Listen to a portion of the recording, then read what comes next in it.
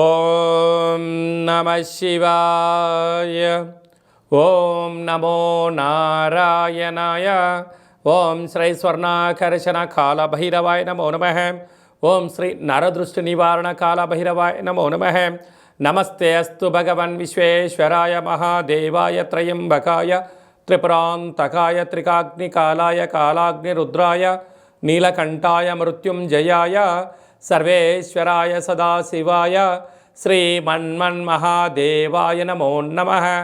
ద్వాదశ రాశుల్లో గ్రహ గమనాల్ని ఒకసారి వీక్షింపచేద్దాం. మేషరాశిలో గురు సంచార స్థితి, కన్యరాశిలో కేతు సంచార స్థితి, మకర రాశిలో కుజుడు మరియు శుక్ర సంచార స్థితి, కుంభరాశిలో రవి బుధాదిత్య రాజయోగము మరియు శనేశ్వర స్వామివారి యొక్క సంచార స్థితి.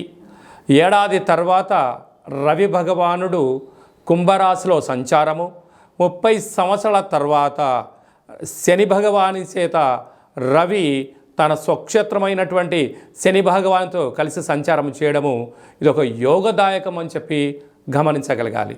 అలాగనే మీనరాశిలో రాహు సంచార స్థితితో ద్వాదశ రాశుల్లో గ్రహ గమనాలు ఈ విధంగా ఉన్నాయి. మకర రాశి వారు మహాశివరాత్రి సందర్భంగా, ఆదివారం అమావాస్య సందర్భంగా ఎలాంటి విధి విధానాలు పాటించాలో ఈ వీడియోలో సవివరంగా సంపూర్ణంగా తెలుసుకుందాం. మకర రాశిలో ఏ నక్షత్రాలు వస్తాయనగా ఉత్తరాషాఢ నక్షత్రంలోని 2, 3, 4 పాదాలు, శ్రవణ నక్షత్రంలోని 4 పాదాలు, ధనిష్ఠా నక్షత్రంలోని 1, 2 పాదాలను కలిపితే మకర రాశి.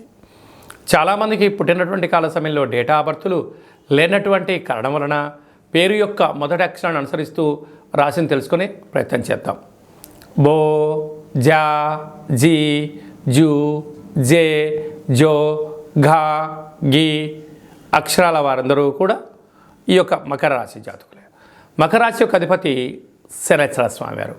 వీరికి ఒకవైపు ఏళ్ల నాటి శని చివరార్ధ సంచార స్థితి, రాశిలోనే కుజుడు శుక్ర సంచార స్థితి ఉండడం వలన కుజదోష ప్రభావ కారణము, ధనస్థానంలో బుధాదిత్య రాజయోగం మరియు శనేశ్వర స్వామివారు, తృతీయంలో రాహు, అర్ధాష్టమ గురువు, భాగ్యస్థానంలో కేతు సంచార స్థితితో గ్రహ గమనాలను బట్టి ఆరోగ్య పరిస్థితిని చాలా జాగ్రత్తగా చూసుకోవాలి.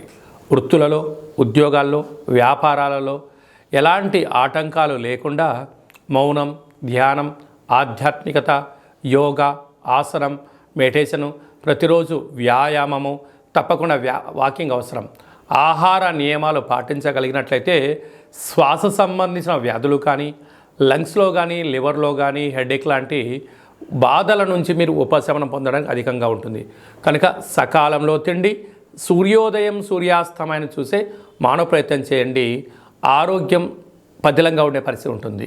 అది ఏ కాకుండా మీకు ఒకవైపు కుజదోషము, ఈ శని ప్రభావం ఉండడం కారణం వలన మహాదేవుడికి పంచామృతముల చేత తెల్లటి బియ్యాన్ని నానబెట్టి అభిషేకాన్ని చేయడం వలన, విభూతితో అభిషేకం చేయడం వలన మనశ్శాంతి మీ సొంతమవుతుందని చెప్పి గమనించాలి. ఆదివారం అమావాస్య సందర్భంగా తెల్ల జిల్లేడు వృక్షం దగ్గర దీపము, తెల్ల జిల్లేడు యొక్క వేరు గృహంలో ఉంచుకోవడము, కూష్మాణ దీపంలో దీపం పెట్టడము, కాళభైరవ సాధన మీకు యోగం, అదృష్టం, ఐశ్వర్యాన్ని మీకు ఇస్తుందని చెప్పి గమనించాలి. అలాగనే హోటల్ వ్యాపారాలు, డాక్టర్లు, మెడికల్, ట్రాన్స్పోర్ట్స్, సినిమా అవకాశాలు చేసేటువంటి వారు, సాఫ్ట్వేర్ హార్డ్వేర్ ఉద్యోగస్తులు, మైనింగ్ డిపార్ట్మెంట్లో ఇంజనీరింగ్ వర్క్ చేసేవారు ఎంతో జాగ్రత్తలు అవసరమని చెప్పి గమనించాలి. అందరిపైన మహాదేవుడి యొక్క ఆశీర్వాదాలు ఉండాలని కోరుకుంటూ ఆశీర్వచనం. సర్వమంగళ మాంగళ్యే శివే సర్వార్థి సాధికే శరణ్యే త్రయంబకే దేవి నారాయణి నమోస్తుతే. హరి ఓం. శతమానం భవతి శతాయు పురుష సతేంద్రియ ఆయుష్యేవేంద్రియే ప్రతిష్టతి. ధనం ధాన్యం బహుపుత్రలాభం శత సంవత్సరం దీర్ఘమాయు. సర్వే జనా సుఖినో భవంతు.